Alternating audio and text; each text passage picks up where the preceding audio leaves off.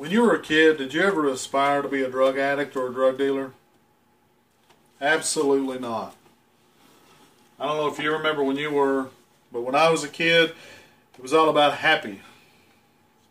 Playing with your friends, having fun, having a good time, with no drugs.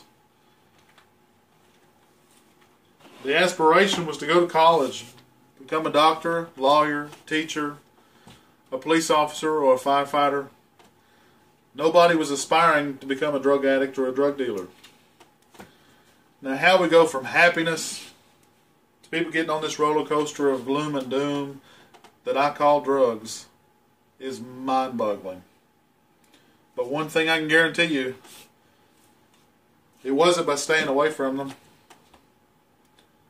Yes, there are people that have issues with their body, and they need pain pills.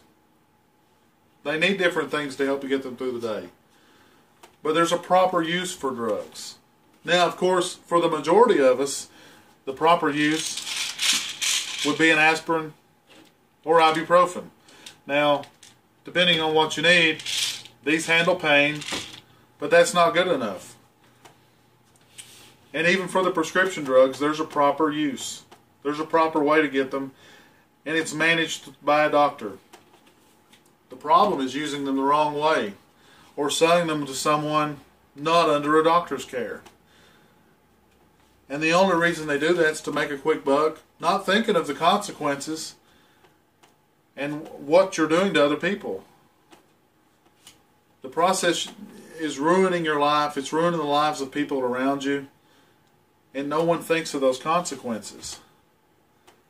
You know, like right here, this is just in this county, as of a few hours ago, just a few of the people that are incarcerated for drugs.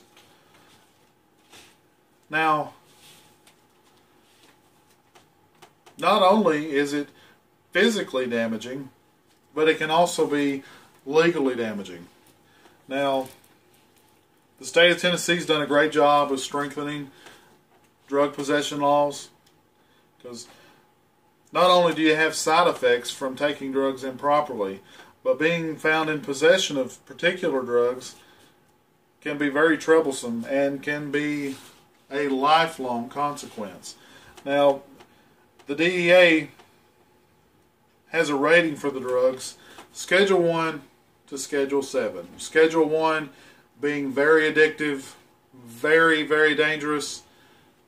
Schedule 6 and 7, not so addictive, and pretty much not a major concern. Now, the problem you have is with the Schedule 1 and Schedule 2, like Schedule 1 drugs, be it morphine or oxycodone, can be very, very dangerous. Now, because of that danger, and of course the state of Tennessee has really helped in cracking down, if you will, on people found in possession of these drugs, and hopefully it becomes a very good deterrent, is being found in possession of drugs. Now, this is not drugs, just so you know. This is salt. This is 1/2 of a teaspoon of salt. Now, a person can ruin their life with just 1/5 of this salt. Very small amount of salt. If you're caught with 0.5 grams, which is 1/5 of that salt, you can be facing a Class B felony. And that can come with a sentence of 8 to 30 years in prison. Now, that alone should be the perfect reason not to be involved in drugs. Your life's done. I mean, you take a 25-year-old facing a 30-year sentence, your life's gone. I mean, what are you going to do with life? You can't go to college, become a doctor, a lawyer. No, forget it. The key is make an effort. Stay away from drugs. The horrible effects of the drugs, you know, they can kill you. And if they don't kill you, on the opposite spectrum, you can go to prison. Now, for the ones that you've sold them to, where you're facing prison, well, they have health effects. And making excuses and just keeping on, what'll happen in the end? Somebody will be writing your obituary. Please, please, move forward. Stay away from drugs. Don't put yourself in a position to where someone has to write your obituary. Be good. Thank you.